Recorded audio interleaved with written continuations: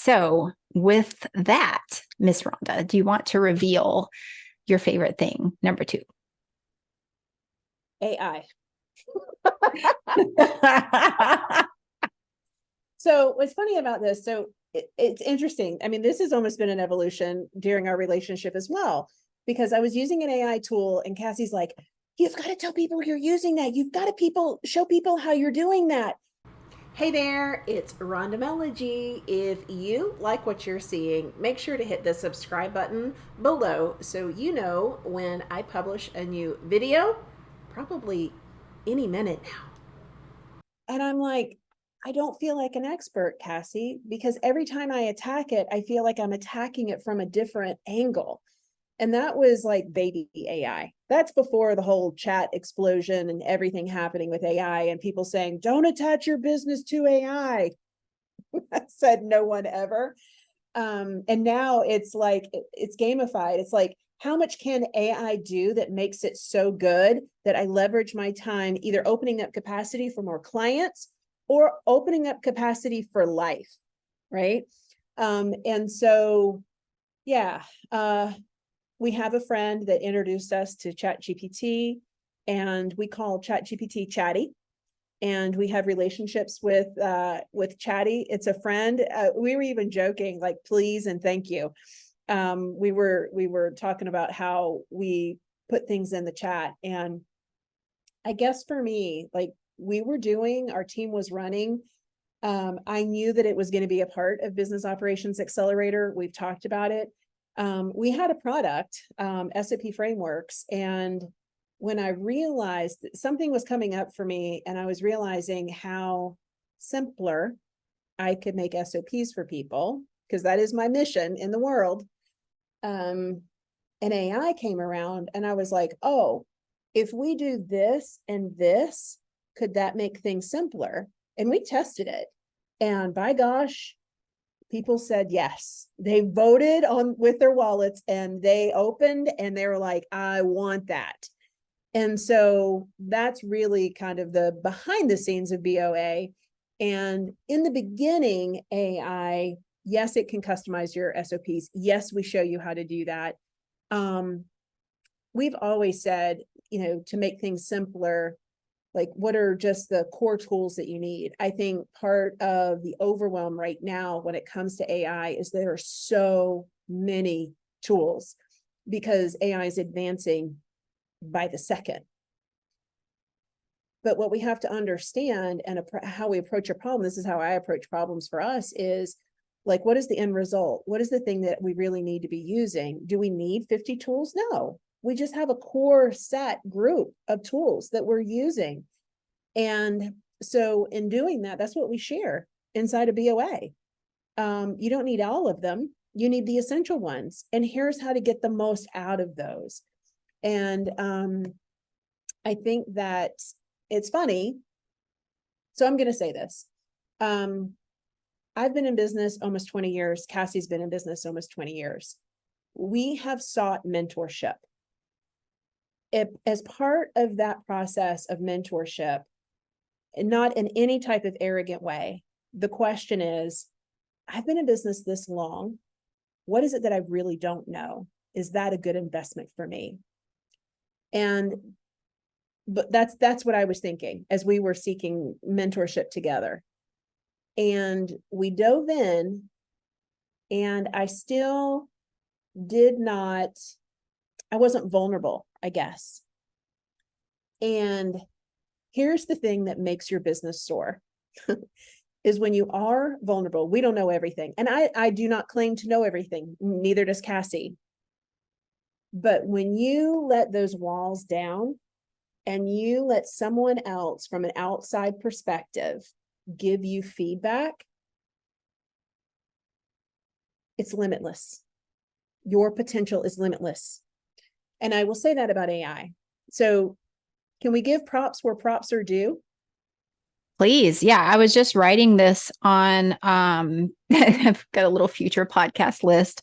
I'm going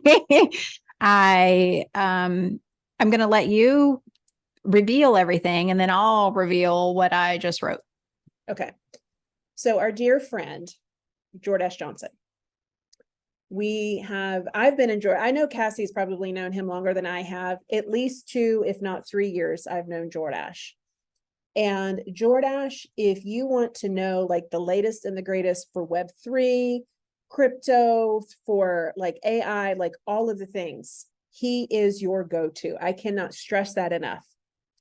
And so we were on a call together, all 3 of us. And I said, it's like, I know how to use it. This is the systems person. I know how to use it, but I'm trying to understand how I can share how we are able to leverage and how it's helping operations. And he said it, I'm a very visual, a very matter of fact, you've got to spell it out for me. And within like a 15-minute window, when he said 1, 2, 3, I was like, oh, this.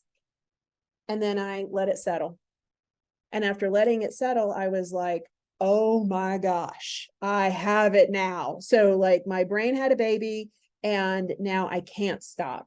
Now I know how to organize that. I know how to make it simple for our members and even simple for us and our team. So I guess it's twofold. Number 1, you've got to be using AI. You need to be using AI in operations. And number 3, be vulnerable. Let people help you. You are not the expert of all the things, and it's okay to ask questions. So Kaci, I don't know if that's where you wanted me to go with Is AI. right where is I literally wrote down AI. Jordash has one of his core signature teachings is the 5 domains of AI, and I want to bring him on. In the near future, we'll do an interview and we'll talk through all of these things.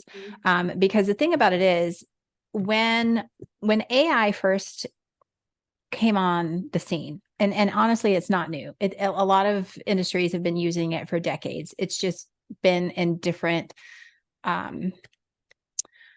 it's presented itself in different forms, right?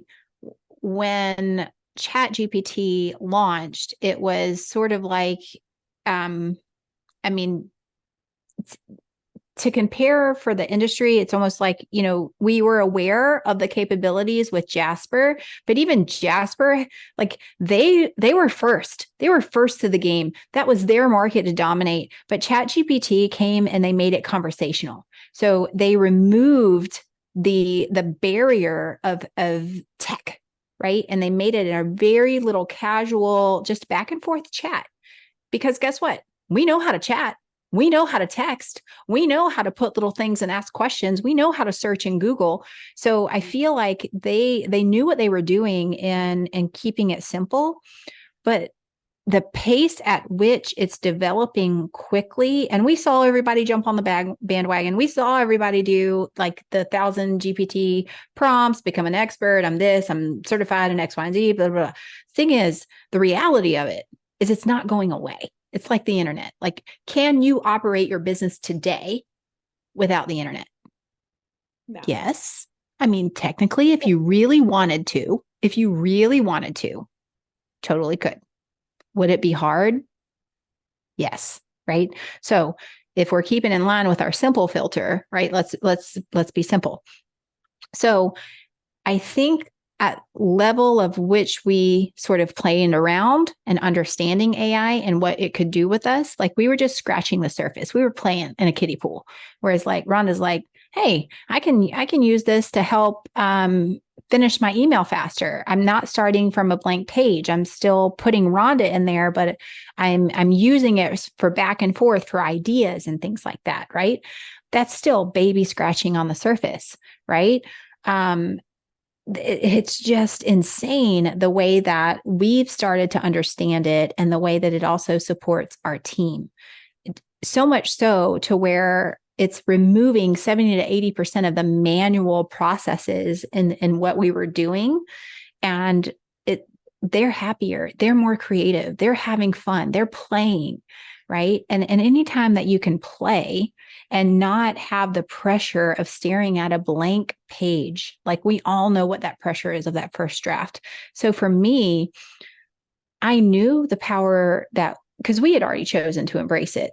But the thing about it is leveraging it in our programs beyond internally and teaching other people how to take what we've taught, the framework of what we taught, and now how to leverage this recipe, this AI recipe that we're sharing with them to customize it and make it their own whole new level of ball game there, because they're watching an output unique to them and their business and the market that they serve and whatever objective that they want to create.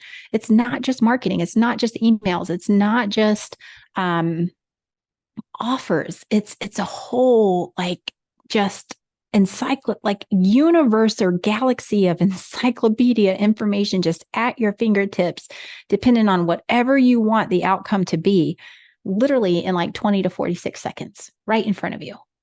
And so if we can teach someone a concept and we can give them the framework and then give them the prompt to put into AI to spit out exactly what X, Y, and Z means in their business, we've just supported them in a massive way, especially in the phase of solopreneur, even more so when you start empowering team, because now our team has prompts built by Rhonda and I that gets them past the blank page, that gets them into those first drafts. And there's some stages in our business where Rhonda had such like a close hand on, where she's like, only I can do this, only I can do this, that she's completely removed herself from the process because of what AI is allowing us to do. So to me, I don't even know if it's an evolution or a revolution anymore. I think it's a reality. Like it's not going anywhere. Yeah. And here's the thing. So you're right with Jasper. That's what I was using for about a year and a half. And I felt like every angle that I would come in, it was something different. And it, for a process person, you want to be able to go step 1, step 2, step 3 in order to get this output. And I, even at that point, didn't feel like it, I could never find my voice. It was very difficult. We used it for some things, but not like the chat. So then it came to the chat, and the evolution of that was, let me just start to have a conversation. Now, this whole evolution of prompts, you can use prompts, but what Kaci's talking about is much more than adding a prompt. It is, and we use AI recipes, that's what we call them inside of AI Lab, is that we season a chat, that's the framework. And then you can use specific prompts, but you could do this for yourself when it's done. You can do this for your clients. And solopreneur takes on a whole new identity, whereas you would max out capacity if you have operations to support you and you have AI to support you, and you could probably most likely get along with just one team member. We're working with someone right now that I think one team member would be amazing, and he's going to be good to go. He is going to be good to go. And this was a guy, he goes, I can't even believe you got me happy about systems. He's exploding right now when you see how you can leverage your time. And I think that ultimately what it gets down to is in working with your customer, you anticipate their next ask. And if you're always ahead of that next ask, I mean, it's a rock star experience for them, and the level of service that you're providing, it's not really seen in the industry as much. It's like, we've even talked about, it's like going through Chick-fil-A and a Tesla. That's what the experience needs to feel like, right? So AI is not going away. And we are certainly leveraging the heck out of it in our business so that, we show up on calls. Like we get to stay, Kaci talks about it all the time, like zone of genius. And in BOA, I do the operations call. She does the accelerator call. Guess what? Heather does the tech calls. We've got it from start to finish. And then you sprinkle in AI and you have just changed the game. That's why I'm like, it's happening and evolving so quickly. Like I'm getting bumps. Like and I know we've already gotten past BOA. Like we were evolving the webinar. We were evolving the sales page. We were evolving and we're still doing that. And we've only launched it one time. And we welcome in some amazing founding members. And the only other thing that I want to say about AI and how we're using AI is definitely with the membership experience, the program experience itself. And it's one thing to just call them chatbot. We call her Betty, and she's virtual assistant for all of our people. And what does that mean? It means that if you want to access information, you ask Betty, and Betty is not open to all of chat. It literally, she is crawling all over our information.